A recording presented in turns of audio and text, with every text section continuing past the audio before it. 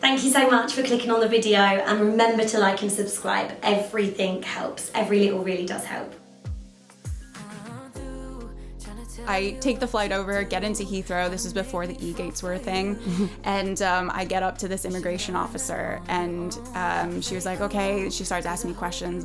And what are you doing here? And I was like, well, I'm coming to meet my boyfriend, and I'm staying for a few months and leaving when I need to leave, and blah, blah, blah. I knew all these questions were going to come. But she, like, straight away was like, go sit over there. Oh, no. And I was like, okay. Is everything okay? And she was like, just go sit down. So I go sit in this little pen. They can be so scary, can't they? So scary, the authority is yeah. Sounds horrific. Yeah. So I eventually was brought into this room. It was like a holding room, which they actually show it on Border Control, that show. I watched it once and I was like, I was literally in that room. And I remember the toilet doors don't go all the way to the bottom. So like everyone can hear you peeing. It's really weird. They took all my stuff away. Couldn't have anything on me. I had to buy phone cards to call on a payphone to tell my ex, like, he had no idea what was happening. My parents didn't know what was happening. Everyone was like, why haven't I heard from you? And I was like, I'm being detained and questioned. So in and out for 9 hours, I was questioned by Border Control. And ultimately, they decided I was not going to be allowed to go into the United Kingdom, and I would be banned from coming back. So, yeah. So obviously, I was devastated. And my ex got someone to bring up his passport, and he bought a ticket on the flight that they were putting me on. I got escorted through Heathrow with 3 security guards. No. Oh, yeah. How old are you at this point? 23. Oh, no. Yeah. And I have to sit in this special area for the flight away from everyone else. And then I was escorted onto the plane before everyone else, and my passport was given to the pilot, so I couldn't get it back until we got back to New York. This is crazy. We're just jaw-dropping all over the place here. Yeah. I wonder if this would be allowed to happen now as well. There's like no empathy for the poor 23-year-old girl from America. Yeah. It was like, I won't go into the details of why that happened, and it was fair enough, but it also was crazy. So yeah, so my ex and I fly to New York and just try to figure out what we're going to do. And my ex-father-in-law just called a bunch of immigration lawyers and was like, basically the only option they have to override that ban from her coming here is for them to get married. So we were like, okay, that's what we're going to do then. Yeah. Oh. So a month later, we got married in New York City.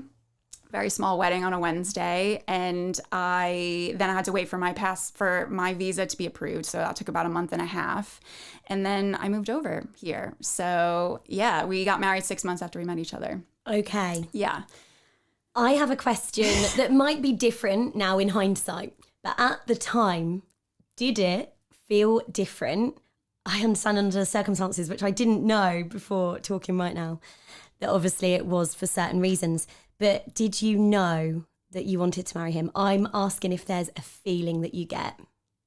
For me, it was. I think the difference was that maybe if you're in the same country, it might feel different. But I remember thinking, like, for both of us, it was very incredibly painful for us to be so far away. And when we did get to meet up, it was just, we had such a great time, and it just felt very full. And then as soon as I had to drop him off at the airport, it was heartbreaking.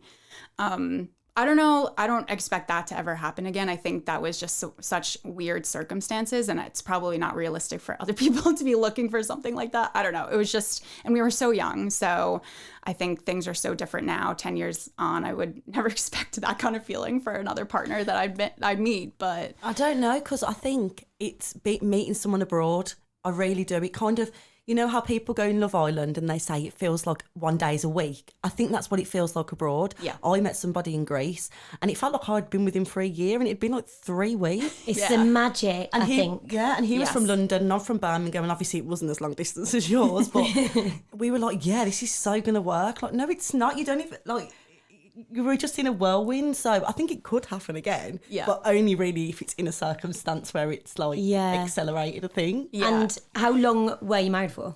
We were married. We separated when we were at the 5.5 year mark, I believe. So, and then when we officially divorced, I think it was about 6 years we had been together. So it still was a pretty solid relationship, obviously, wasn't it? It was. And we definitely, we married. We thought we would eventually marry, but we just did it very early because we had to. So it wasn't like, oh, we're just doing this so Jess can get over here and then like we're going to do our own thing. We definitely felt that we were going to be together forever. But of course things change. But so it was a long marriage for people who got married in their 20s. Yeah, absolutely. And you moved countries for this. So what were kind of expectations at the time from like family members? Were there whispers of Jess, no, you're too young? Interestingly, my family are very like rational, but they were 100% behind this. There was like basically no questions. They had met my ex and they thought he was great. And they were just like, we'll support you and whatever that you want to do and what you guys need to do. And I think they were very behind the love story as well. And I think everyone was really behind the love story and just thinking, the people who had been involved in it were like, this is just amazing. And so no one said anything to my face about not doing that, which is so funny because if I heard a similar story now and a friend was going to be doing something, I'd be like, what? Or sometimes people tell me stories of like, we got engaged after a year and I'm like, that's so soon. I'm like, oh wait, I really cannot judge anyone.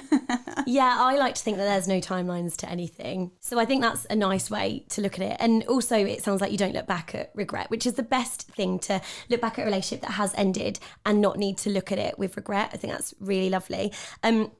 Going through divorce that young though, so that's before you're 30. Yeah, so wow. 29, I turned 30 when we were separated. Wow, okay. How did you, at that time, that young, have the tools to deal with a divorce, if there are any? Did traveling get you through it? So I don't know if I had, what tools did I have? It was really, honestly, it was a very, very difficult year.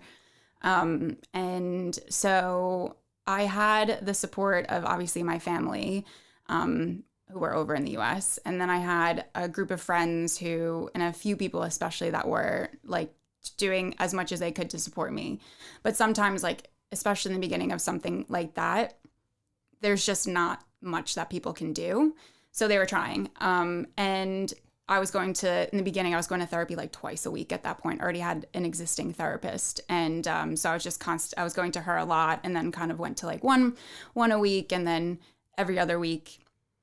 I don't know. I mean, it was tough. I was really thankful for the friends that were in London that could help me and that were trying to just like invite me to things that they were doing or just trying to keep me entertained and would come with me to, I moved out of my flat that my ex and I had together, and I had to move into a house share with strangers. And that was so like, in the beginning, that was just so hard because I'd never done that before. And I'd lived with my partner for 6 years in my dream flat. So, I had friends that like came with me to the viewings and helped me move and, came to check on me. And I'm so grateful to those people because if I didn't have that, especially not having my family here, I don't know how I would have gotten through it, really. I really hope you enjoyed that clip. And of course, you can go back and enjoy the full episode.